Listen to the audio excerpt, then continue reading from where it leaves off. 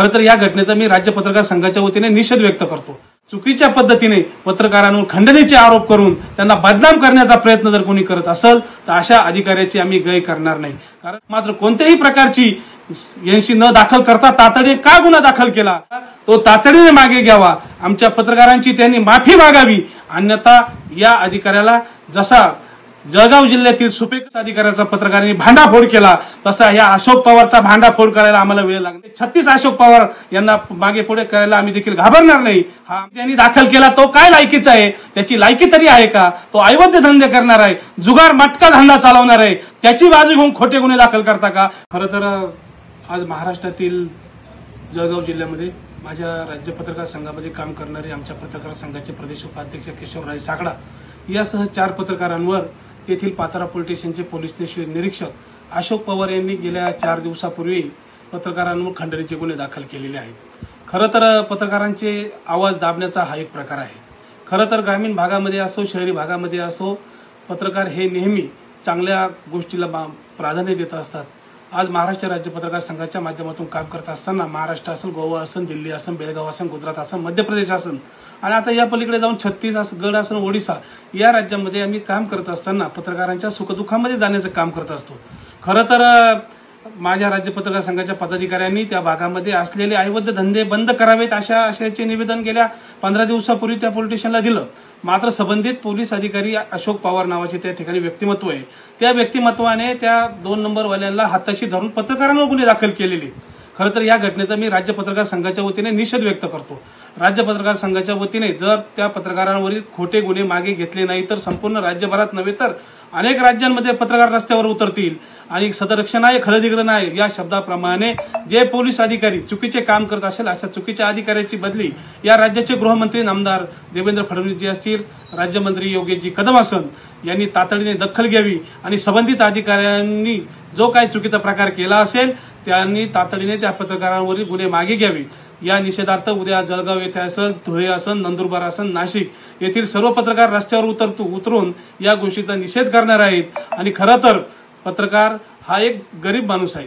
या देशामध्ये या ज्यावेळेस न्यायाधीशांवर, वकिलांवर आणि न्यायाधीशांवर अन्याय झाल्यानंतर कोण आठवतं तर पत्रकार आठवतो। म्हणून आज पत्रकारिता ही सोशल मीडिया असो, इलेक्ट्रॉनिक मीडिया असो, प्रिंट मीडिया असो, जगाच्या पाठीवर या पत्रकारांनी काम केलेलं आहे।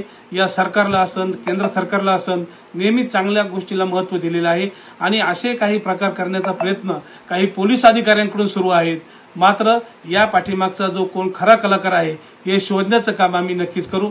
पण चुकीच्या पद्धतीने पत्रकारांवर खंडणीचे आरोप करून त्यांना बदनाम करण्याचा प्रयत्न जर कोणी करत असेल तर अशा अधिकाऱ्याची आम्ही गय करणार नाही। कारण आम्ही स्वाभिमानी पत्रकार आहोत, आम्ही शेतकऱ्याचे मुलं आहोत। आम्ही ग्रामीण भागातून पत्रकारिता करत असताना आज माझ्या अनेक भागातील पत्रकार हे गावातील, शहरातील अनेक चांगल्या गोष्टींना महत्त्व देत आहेत।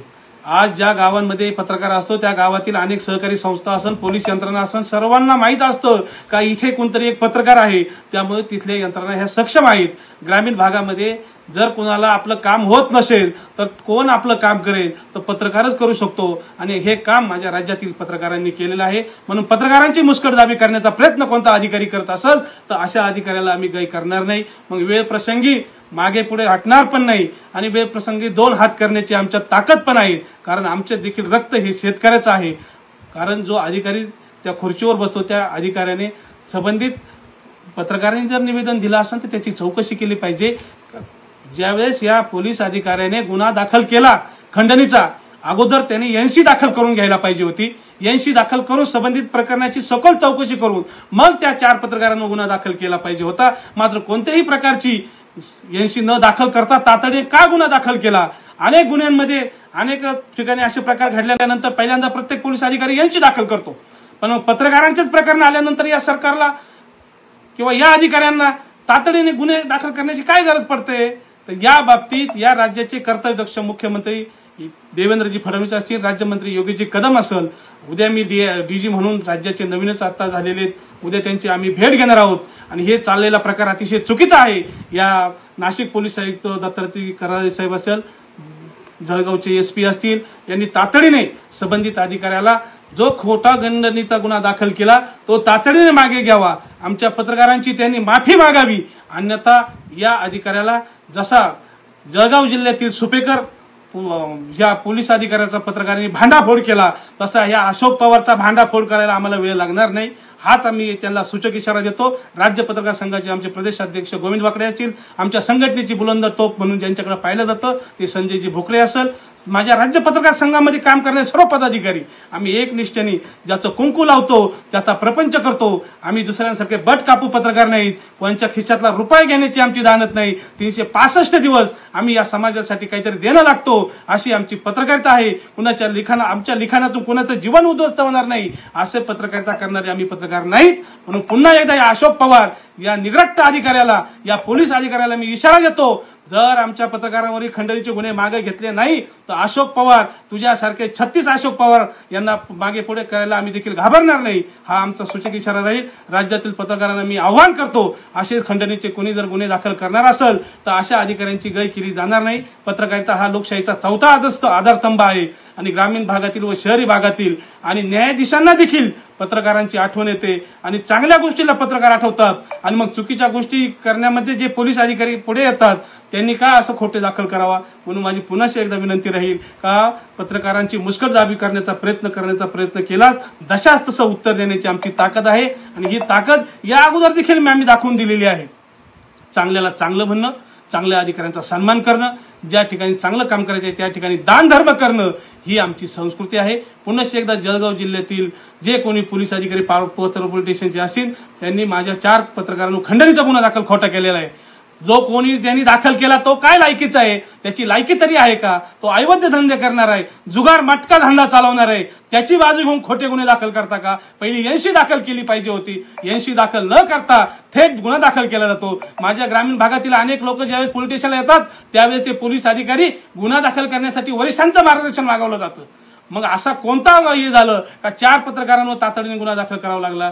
यामध्ये मी DYSP असतील, SP असतील, त्यानंतर पोलीस आयुक्त नाशिक विभागाचे दत्तात्रय कराळे साहेब असतील, उद्या मी DGला भेटणारच आहेत। राज्याचे देवेंद्र फडणवीस मुख्यमंत्री आणि त्यांच्याकडे गृहमंत्र्याचा कारभार आहे, मी त्यांना देखील निवेदन देऊन या बाबतीत लक्ष घालणार आहेत। पण राज्यातील नव्हे कोणताही पत्रकार असो, माझ्या संघटनेचा असो किंवा नसो, जर चुकीच्या पद्धतीने माझ्या पत्रकारांवर गुन्हे दाखल करून मुस्कटदाबी करण्याचा प्रयत्न कराल तर रस्त्यावर उतरून मग वेळ प्रसंगी 2 हात करण्याची आमची ताकद आहे, हा शेवटचा इशारा देतो। त्यामुळे चुकीचे गुन्हे दाखल करण्याचा प्रयत्न करणाऱ्या पोलीस अधिकाऱ्यांना सूचना आणि विनंती करतो, असे चुकीचं काम करू नका। कारण पोलीस आणि पत्रकार आणि वकील हे 3 घटकाला या समाजामध्ये मान आहे। कारण पोलीस कराल तर रस्त्यावर उतरून मग वेळ प्रसंगी 2 हात करण्याची आमची ताकद आहे, हा शेवटचा इशारा देतो। त्यामुळे चुकीचे गुन्हे दाखल करण्याचा प्रयत्न करणाऱ्या पोलीस अधिकाऱ्यांना सूचना आणि विनंती करतो, असे चुकीचं काम करू नका। कारण पोलीस आणि पत्रकार आणि वकील हे 3 घटकाला या समाजामध्ये मान आहे।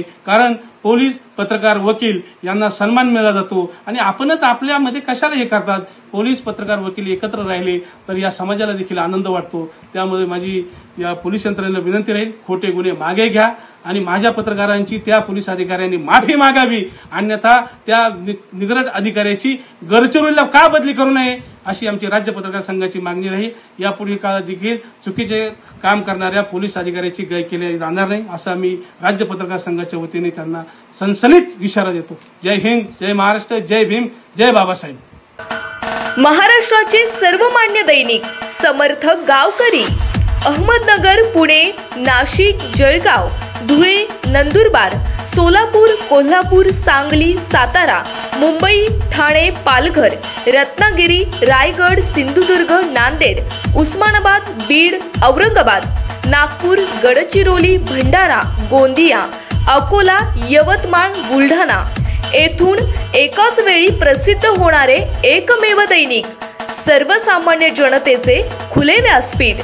संपादक आहेत विश्वासराव आरोटे।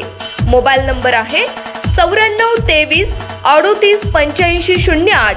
दुसरा मोबाईल नंबर 94 23 46 72 72। तिसरा मोबाईल नंबर 75 88 15 0001।